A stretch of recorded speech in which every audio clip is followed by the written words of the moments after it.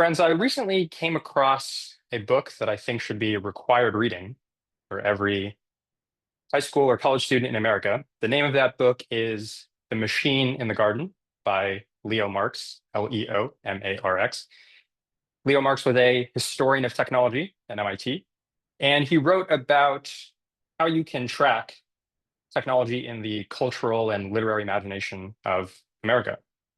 So he picked famous books and showed how in The Machine in the Garden, for example, there was an image of pastoral landscapes, and suddenly a railroad or a machine emerges and disrupts that scene. I think it's a great book. You should check it out. My focus tonight is a little bit narrower than Marx. I want to consider the educational ideal in pastoral America. I will begin first with Thomas Jefferson. Jefferson, as you may know, was classically educated. He went to the College of William and Mary and studied Greek and Latin and law and all kinds of things.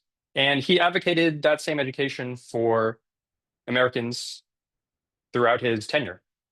In fact, what Jefferson wanted to be known above all was not that he was a president or a statesman, but as the founder of the University of Virginia. So he spent a lot of time thinking about what the educational ideal should be. His aim was a civic ideal that people could be self-sufficient. Everyone should have enough education to manage their own books, run their own farm. You'll remember that 95% of Americans in the colonial days were farmers. But some people would go on to higher education and would study the same things that Jefferson did and would become leaders and help promote democracy. This is fairly practical. One problem is that Jefferson entertained a slightly romantic and false ideal. In a letter that he wrote to a farmer, he prided himself on the fact that, quote, ours are the only farmers who can read Homer. He thought that there was a romantic idea of a farmer who's making it on their own, the yeoman, who's somehow also classically educated. They work the land during the day and read Greek at night. This was not very practical, but it was a trope that entered the American imagination. Of course, I don't have to tell you that despite this ideal of someone who works their own farm and also studies, who actually worked the farms at Monticello. So there's a bit of a hypocrisy or unrealistic bent to this ideal, who could actually accomplish it and how much it would win. A couple generations after Jefferson comes the second person I want to talk about, Ralph Waldo Emerson. He has a slightly different view.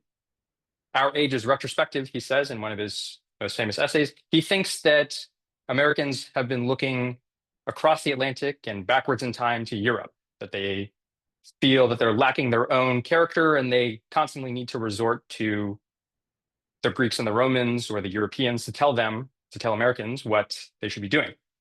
He would rather have us abandon that ideal. Books should only be for inspiration, and each of us is trying to make our own path in this world. Unfortunately, I think Emerson also suffers from some flights of fanciful imagination.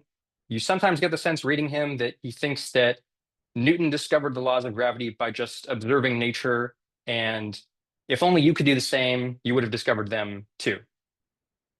So I don't think that is realistic either.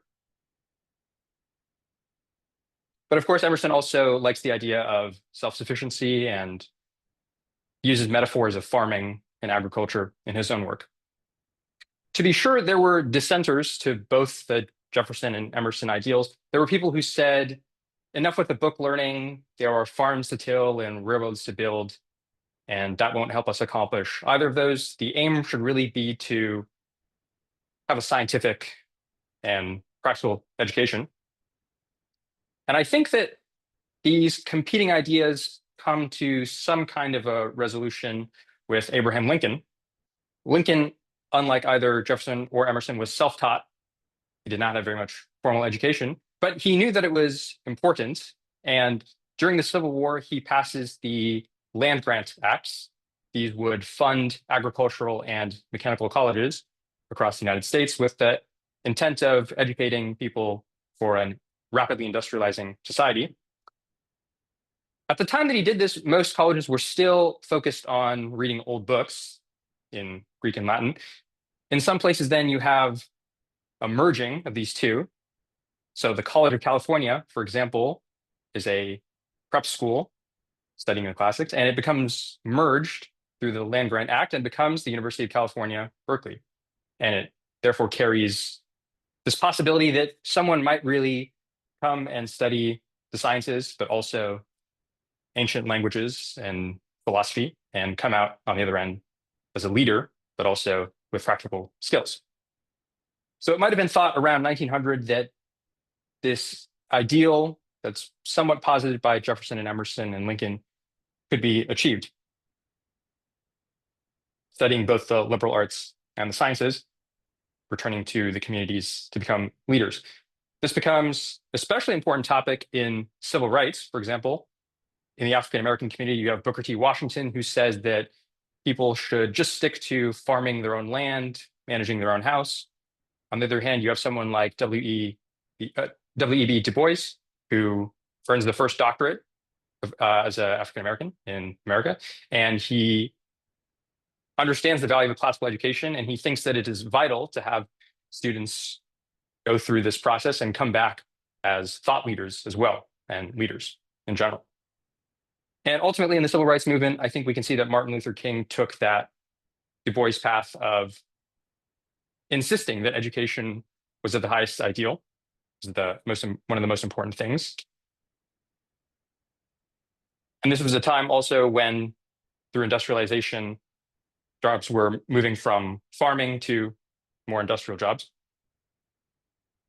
So unfortunately, the forces of industrialization, the decline of the classics, advancements in science and technology have so transformed education that everything coming after demands a totally fresh analysis.